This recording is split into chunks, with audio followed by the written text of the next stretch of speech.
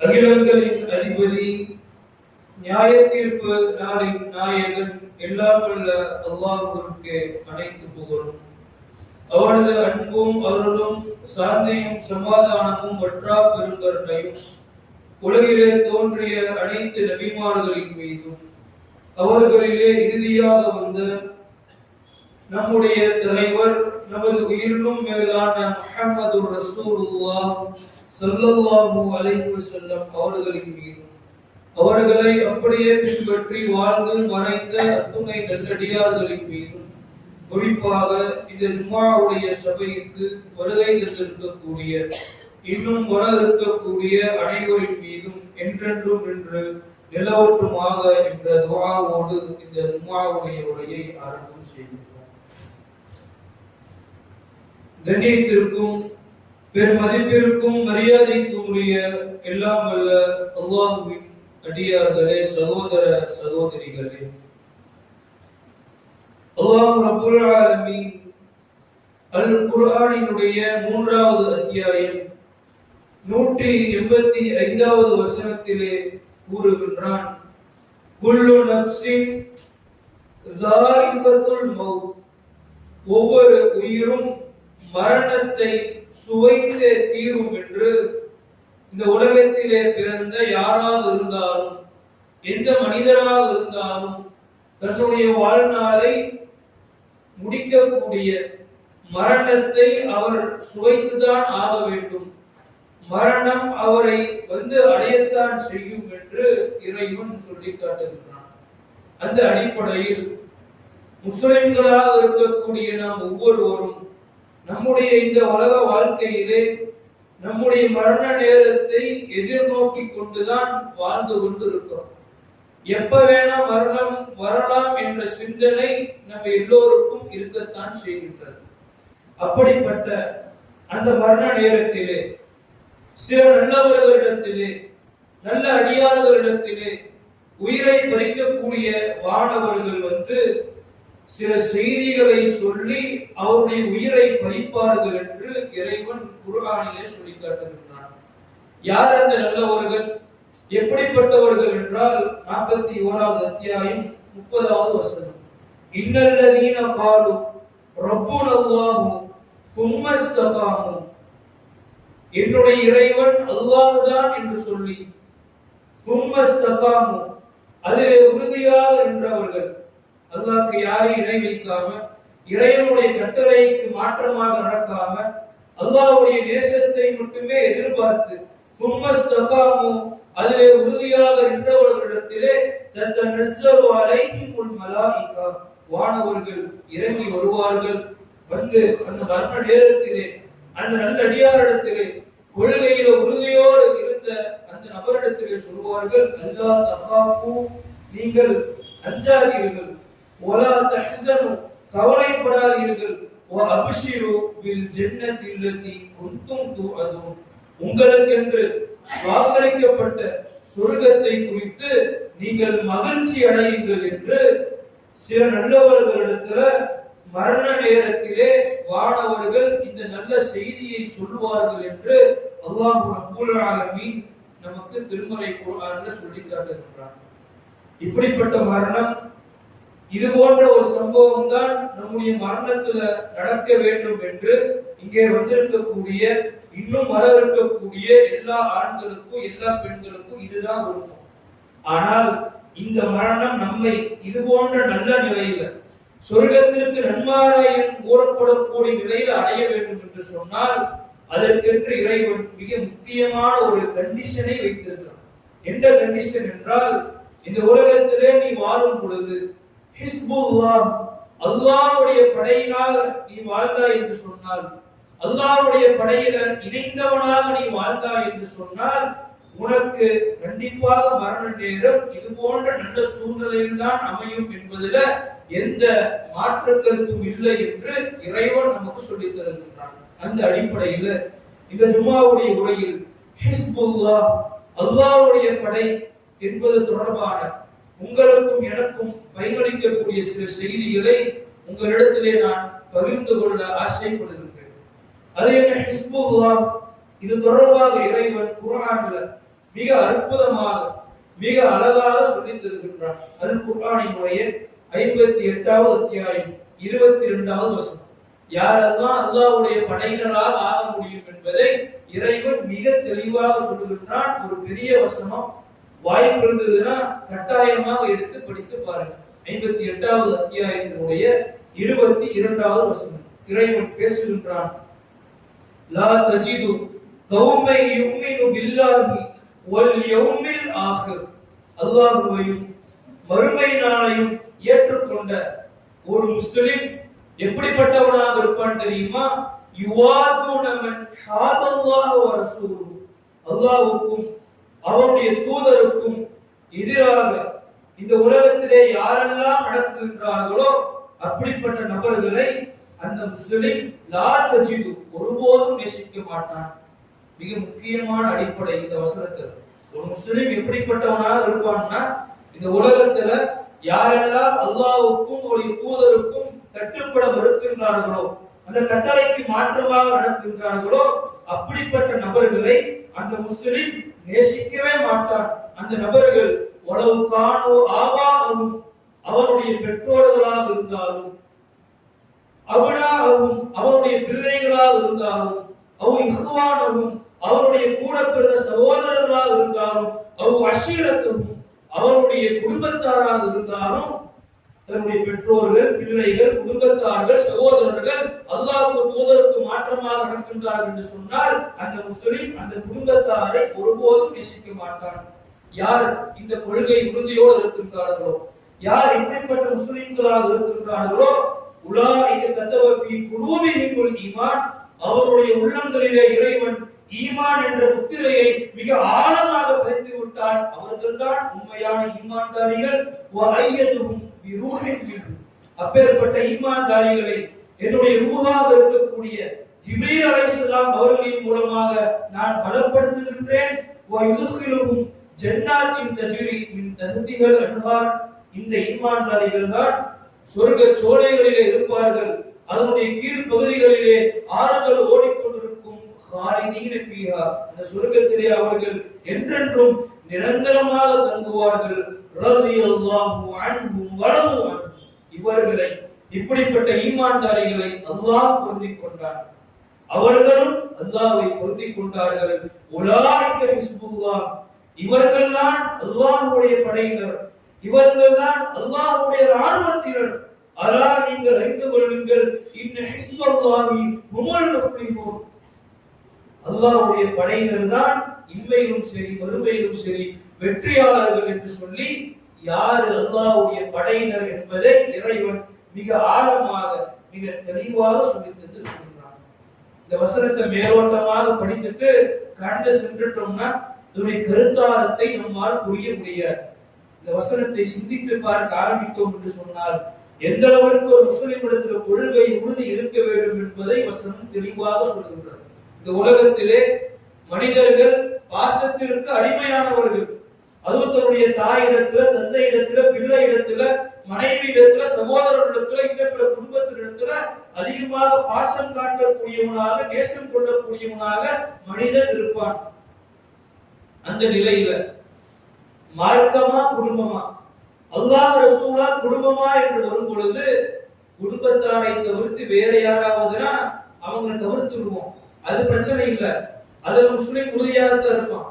ஆனா குடும்பமா அல்லாஹ் ரசூலா என்று வரும் பொழுது யார் அல்லாஹ் ரசூல் தான் எனக்கு வேண்டும் தேர்வு செய்கின்றார்களோ இவன் தான் சரியான ஈமான்தார், இவன் தான் உண்மையான முஸ்லிம், இவன் தான் அல்லாஹ்வுடைய படையில் இருக்கக்கூடியவன், இவன் தான் சொர்க்கவாசி என்று அல்லாஹ் சொல்லி காட்டுகின்றானே. அப்படி அல்லாஹ்வையும் ரசூலையும் குடும்பத்தாரிடத்திலே விட்டுக் கொடுக்காத உண்மையான முஸ்லிம்களாகத்தான் நாம இருக்கின்றோமா என்று இங்கே வந்திருக்கக்கூடிய ஒவ்வொரு ஆணும் பெண்ணும் தம்மை தாமே தம்முடைய ஈமானை சுய மதிப்பீடு செய்ய வேண்டிய நிர்பந்தத்திலே இன்றைய காலகட்டத்திலே இருக்கின்றோம். ஏன் நம்ம இதை சொல்றோம்னா, இன்னைக்கு இஸ்லாமியர்கள் முஸ்லிம்களாக இருக்கக்கூடியவர்கள் இபாதத்துகள் அதிகமான ஆர்வத்தை காட்டுகின்றோம். தொழுகைனா அதுல முடிந்த அளவுக்கு பேணுதலை காட்டக்கூடிய முஸ்லிம்கள் நிறைய பேர் இருக்கிறாங்க, அதுல எந்த மாற்று கருத்தும் இல்லை. ஹஜ் உம்ராவுக்கு பணம் செலவழித்து சென்று வரக்கூடிய பல முஸ்லிம்கள் இருக்கின்றோம். ஜகாத்தை சரியாக கொடுக்கக்கூடிய, நோன்பை கரெக்டாக நோக்கக்கூடிய, தான தர்மங்களை வாரி இறைக்கக்கூடிய பல முஸ்லிம்கள் இருக்கிறோம். அமல்கள் எந்த பிரச்சனையும் இல்லை. ஆனால் அமல்களை தாண்டி அதை விட மிக முக்கியமான அல்லாஹ்வும் ரசூலும் ஒரு கட்டளை இட்டு இருப்பார்கள். இதற்கு மாற்றமாக குடும்பம் நடக்கும் பொழுது அதிலே குடும்பத்திற்கு கட்டுப்பட்டவர்களாக அல்லாஹ் பாதுகாத்தவர்களை தவிர பல முஸ்லிம்கள் மாறி இருக்கின்றார்கள். அது பெரிய தவறாகவே அவர்கள் பார்ப்பதில்லை. வரதட்சணை திருமணம் மார்க்கத்திற்கு முரணான சபை, நாமளும் வாங்கக்கூடாது. அது போன்ற திருமணங்கள் தீய சபைகள், அங்க செல்லக்கூடாது. அல்லாஹ்வுக்கும் ரசூலுக்கும் மாற்றமாக ஒரு திருமணம் நடக்கின்றதே, ஆடம்பரமான அனாச்சாரமான விதிகத்துகளான காரியங்கள் திருமணத்துக்கு இருக்கின்றதே, அதுக்கு ஒரு போயிட்டு வருவார். என்ன பாயின்னு கேட்டா, குடும்பத்தை எப்படி பாய் புறக்கணிக்கிறது, அதை நாம அவங்களுக்கு பின்னே எத்தி வச்சுக்கலாம். இவருடைய தாய் சொல்லிட்டாங்க, தந்தை சொல்லிவிட்டார்கள், அதனால நான் அதுக்கு போய் தான் ஆகணும் என்று இப்படி திருமண உதாரணம் தான். இப்படி பல நிகழ்வுகள்ல அல்லாஹ் ரசூலா குடும்பமான ஒரு பொழுது குடும்பத்தை நோக்கி சாயக்கூடிய முஸ்லிம்கள் இருக்கின்றோமா இல்லையா? இப்படி இருந்தா எப்படி அல்லாஹ்வுடைய படையில வர முடியும்? எப்படி உண்மையான ஈமான்தாரியாக மாற முடியும்? எப்படி நாம சொர்க்கத்திற்குரியவர்களாக மாற முடியும் என்று நம்மை நாமே கேட்டுக்கொள்ள கடமைப்பட்டு இருக்கிறோம். சஹாபா பெருமக்களுடைய தியாகங்களை எப்படியெல்லாம் கேள்விப்படுறோம், மெய் சிலிர்க்கிறோம். சஹாபாவை பத்தி பேசுங்க, சஹாபாவுடைய தியாகத்தை பற்றி சொல்லுங்க, அந்த வரலாற்றை எடுத்து சொல்லுங்கள். அது போன்ற உரைகளை கேட்டோம்னா தூக்கம் வர மாட்டேங்குது. அது போன்ற உரைகளை கேட்டோம் என்று சொன்னால் ரோமங்கள் எல்லாம் சிரித்து விடுகின்றது. அப்படிப்பட்ட உரைகளை தேர்வு செய்து பேசுங்கள் என்று எத்துணை சகோதரர்கள், எத்துணை தாய்க்களிடத்தில் சொல்றோம். அது போன்ற பயான்களை தேடி தேடி பார்க்கிறோமே. அந்த சஹாபாக்கள் மார்க்கத்திற்காக போர்க்களத்தில் வீர தீரமாக போரிட்டார்கள், உண்மைதான். அதில் கொல்லப்பட்டார்கள், ஷஹீதானார்கள், அதுவும் உண்மைதான். மார்க்கத்திற்காக தன்னுடைய பொருளாதாரத்தை, செல்வங்களை தியாகம் செய்தார்கள். இந்த வரலாற்றோடு நிறுத்திக்கிறோம். அதே சஹாபா பெருமக்கள் தான் மார்க்கத்திற்காக, அல்லாஹ் ரசூலுக்காக தன்னுடைய குடும்பத்தையே ஒதுக்கி வைத்தார்களே, குடும்பத்தை விட்டு தனித்துவமாக வாழ்ந்தார்களே, குடும்பத்தை தியாகம் செய்தார்களே, அந்த வரலாறை எல்லாம் ஏன் பின்பற்றுவது கிடையாது? இந்த கேள்வி வரணுமா இல்லையா? உயிரை தியாகம் செஞ்சாங்க, பொருளாதாரத்தை தியாகம் செஞ்சாங்க, அதே போல குடும்பத்தாரை மார்க்கத்திற்காக தியாகம் செய்தார்களே, அதை ஏன் பின்பற்ற மாட்டேங்கிறோம்? அதை குறித்து ஏன் படிக்க மாட்டேங்கிறோம்? அதை பற்றி கேட்டாலும் ஏன் இந்த காதலை வாங்கி அந்த காதலை விட்டு விடுகின்றோம்?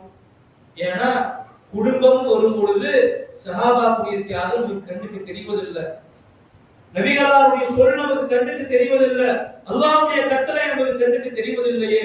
சஹாபாவுடைய வாழ்க்கையை புட்டி பாருங்கள், பல செய்திகள் இருக்கின்றது.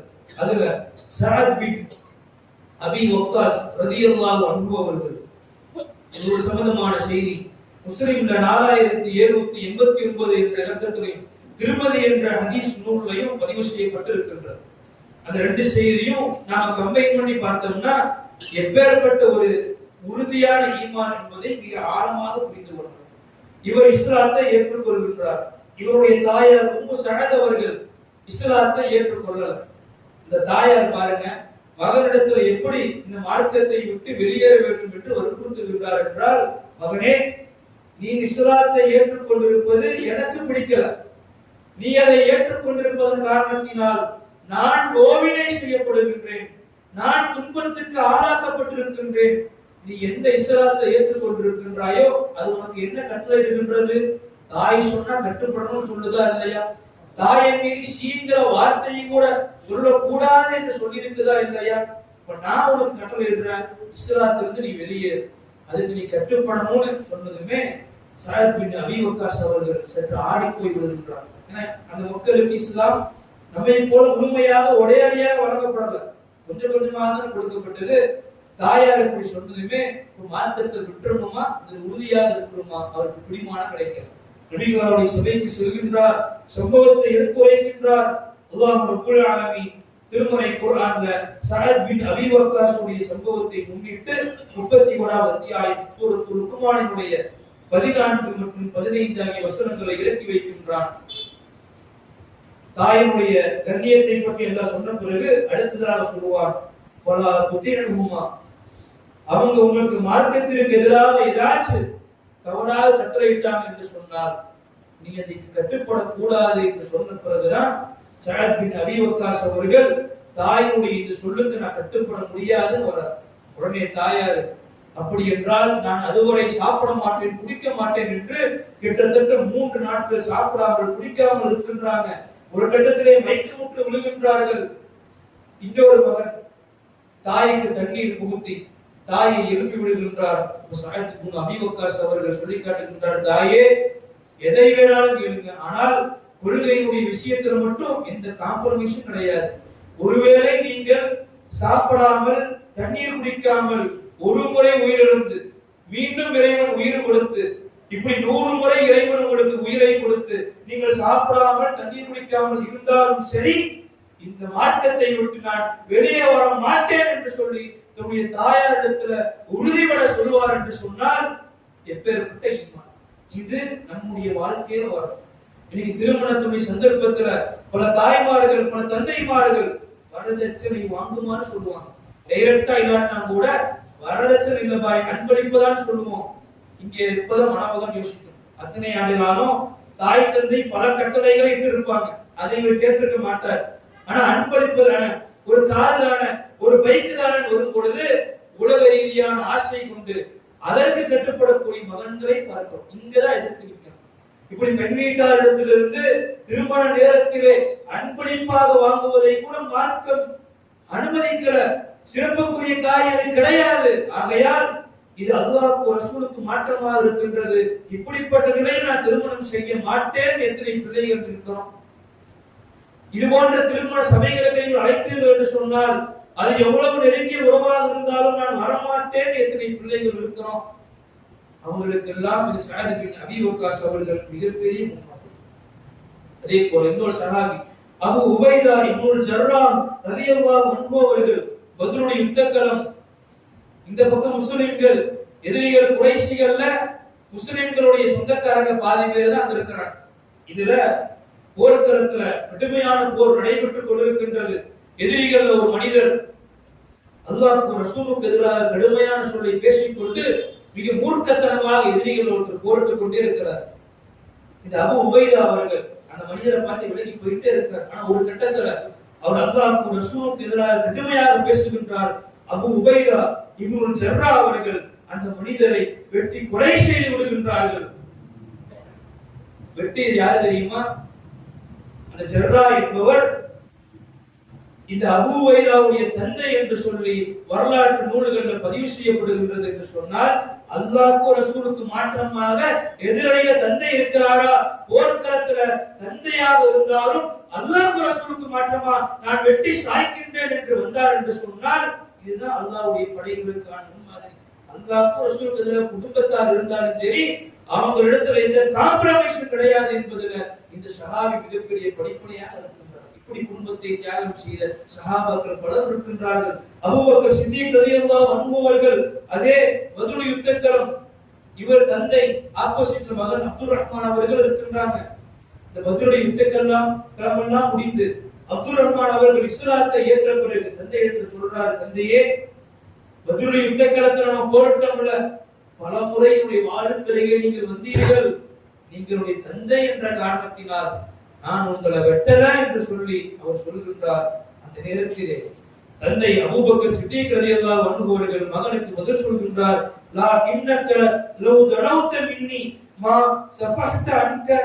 ஆனால் மகனே, அப்படி நீ மட்டும் ஏன் கையில சிக்கியிருந்தவை, நான் உன்னை இந்த மார்க்கத்திற்காக வெட்டி இருப்பேன், ஏன்னா நீ அல்லாஹ்வுடைய எதிரியாக அல்லாஹ்வுடைய தூதருடைய எதிரியாக இருந்தாய் என்று சொல்லி தந்தை சொல்வார் என்று சொன்னால் இதுதான் அல்லாஹ்வுடைய படைகளுக்கான பண்பு.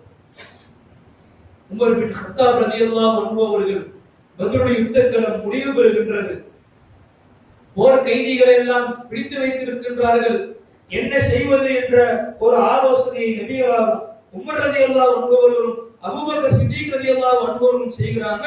உமர் ரலி அவர்கள் ஆலோசனை சொல்லுகின்றார்கள், அல்லாஹ்வின் தூதரே எதற்கு ஆலோசனை செய்யணும்? ஏன்னா அவங்க ரெண்டு பேர் என்ன சொல்றாங்கன்னா, கிடை தொகையை வாங்கிட்டு விட்டறலாம்னு முடிவுல நபிகளாரும் அபூபக்கர் அவர்களும் வராங்க. உமர் அவர்கள் சொல்றாங்க, அல்லாஹ்வின் தூதர் எதுக்கு ஆலோசனை செய்யணும்? இவர்கள் எல்லாம் நம்முடைய சித்தப்பாமார்கள் மச்சான்மார்களாக இருந்தாலும் அல்லாஹ்வுடைய எதிரிகள். ஆகையால் என்னுடைய சொந்தக்காரனை என் கையில கொடுங்க, நான் வெட்டி சாய்க்கிறேன்.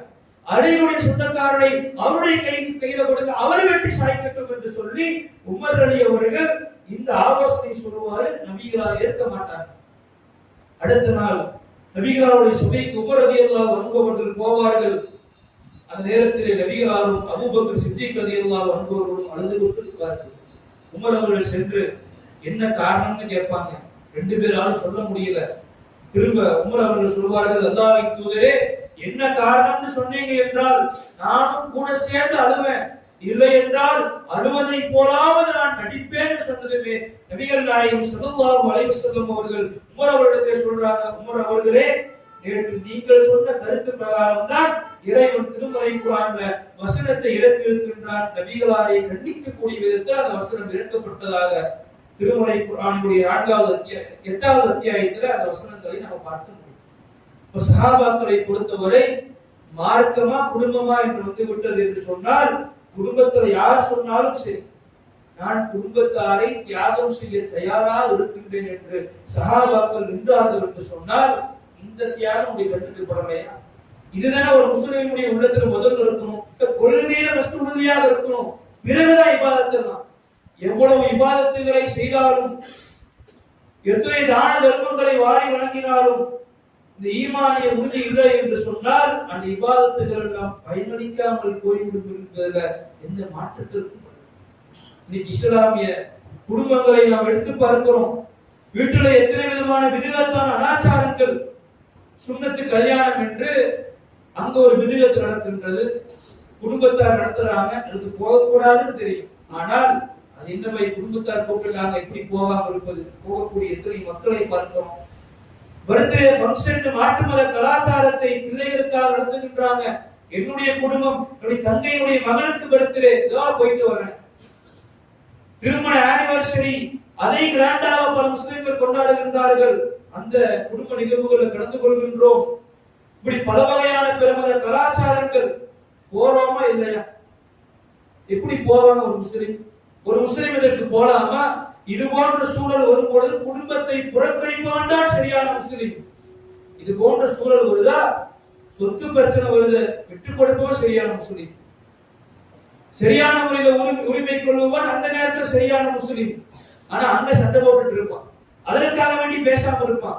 இதே மார்க்கத்துக்கு மாற்றமான விதத்தான அனாச்சாரங்கள் குடும்பத்தில் நிகழும் என்று சொன்னால் குடும்பத்தார் கோச்சுக்குவாங்க. தாய் தந்தையர்கள் கோபித்துக் கொள்வார்கள், என்னுடைய தங்கை கோபித்துக் கொள்வார், அக்கா கோபித்துக் கொள்வார், சகோதரன் கோபித்துக் கொள்வார். நாளைக்கு என்னுடைய வீட்டு ஒரு ஃபங்க்ஷன்னா அவங்க வரமாட்டாங்க. அப்படிப்பட்டவர்கள் ஃபங்க்ஷனுக்கு வரமாட்டாலும் பரவாயில்ல, நான் இது போன்ற விதத்துக்கு போக மாட்டேன்னு ஒரு முஸ்லிம் முடிவு எடுக்கணும். இன்னைக்கு இது இருக்குதா என்ன படுத்தல? பல முஸ்லிம் இடத்துல கிடையாது. அது என்ன போய் விதிகத்து, அது ஒரு ஓரமா நடக்கும், அது நாங்க ஆதரிக்கல, நாங்க போறோம், சாப்பிட்டு வந்துடுறோம். இப்படி பல முஸ்லிம்கள் இருக்கக்கூடியது பரப்பு. இன்னும் நம்முடைய பிள்ளைகளுடைய விஷயத்துல இன்னைக்கு பிள்ளைகள் கல்லூரிகளுக்கு செல்கின்றார்கள், பள்ளிக்கூடங்களுக்கு செல்கின்றார்கள். அங்கே எத்தனையோ வகையான மாற்று மத கலாச்சாரங்கள் பின்பற்றப்படுகின்றதே. படிக்க போறோம், வரா, ஓகே. ஆனா அதே நேரத்துல அந்த பொங்கல் செலிப்ரேஷன் கொண்டாடுறானா இல்லையா? தீபாவளிக்கு செலிப்ரேஷன் காலேஜ் இருக்குதா இல்லையா? ஓணம் செலிப்ரேஷன் இருக்குதா இல்லையா? நமக்கு தெரிந்தே நம்முடைய பிள்ளைகள் போகின்றார்களே மாற்று மத கலாச்சாரத்தை கொண்டாடுவதற்கு எப்படி ஒரு தந்தை அனுப்ப முடியும்?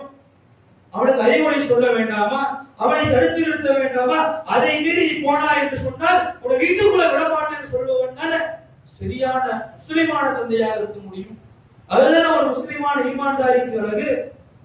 சஹாபாக்கள் மார்க்கத்திற்காக சொந்தக்காரனாக இருந்தாலும் உயிரையே எடுக்க தயாரானார்கள்.